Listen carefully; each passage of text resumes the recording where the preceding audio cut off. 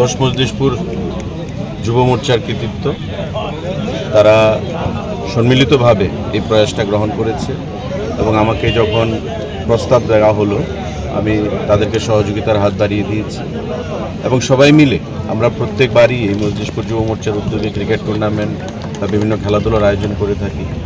তো এবারই football tournament Sachindranagar যে আমাদের অ্যাস্ট্রোটার্ফ, যেটা আমাদের সরকারের 2023 নির্বাচনের আগে মাননীয় মুখ্যমন্ত্রীর দ্বারা আমরা শুভ উদ্বোধন করেছিলাম এবং এই এলাকার ফুটবলকে আরও জনপ্রিয় করে তোলার জন্য খেলাধুলার মাধ্যমে মানসিক বিকাশ, শারীরিক বিকাশের লক্ষ্যে আমাদের সরকারের যে উদ্যোগ আমরা গ্রহণ করেছি তারই একটা প্রতিফলন এই ফুটবল টুর্নামেন্ট।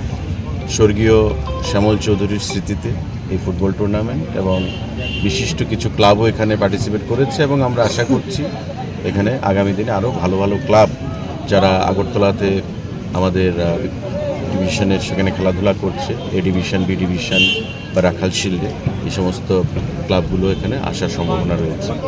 তো আজ থেকে আমরা সূচনা করছি আগামী দিনে এই ফুটবল টুর্নামেন্ট এই এলাকায় আরও জনপ্রিয়তা অর্জন করবে। যুব মোর্চার এই উদ্যোগকে আমি সাধুবাদ জানাচ্ছি এবং যাতে করে প্লেয়ার আমাদের এই মহকুমা থেকে, আমাদের রাজ্য থেকে যারা লুকিয়ে থাকা যে আমাদের ট্যালেন্টগুলো সেগুলোকে আমরা বের করে আনতে পারি এই টুর্নামেন্টের মাধ্যমে, সেটাই আমাদের উদ্যোগ থাকবে।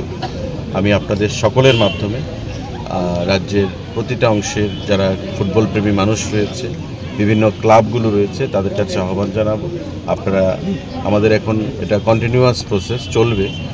8টার মতো টিম এখানে এসছে, আরও বেশি টিম করে এখানে যাতে উপস্থিত হতে পারে, কারণ 1 মাসব্যাপী কর্মসূচি চলবে আমাদের এই টুর্নামেন্ট, যাতে একটা ভালো খেলাধুলা আমরা উপহার দিতে পারি, খেলাধুলার মাধ্যমে বন্ধুত্বপূর্ণ সম্পর্ককে আরও সুদৃঢ় করতে পারি এবং আমাদের নেশার বিরুদ্ধে যে সরকারের যে প্রচেষ্টা, সেই প্রচেষ্টাকে সফল করার লক্ষ্যে যুব মোর্চা উদ্যোগ গ্রহণ করেছে। তাই আমি তাদেরকে পুনরায় সাধুবাদ জানাচ্ছি এবং এই টুর্নামেন্টের আজ থেকে শুরু, তার সর্বাঙ্গীন সফলতা আমি কামনা করছি।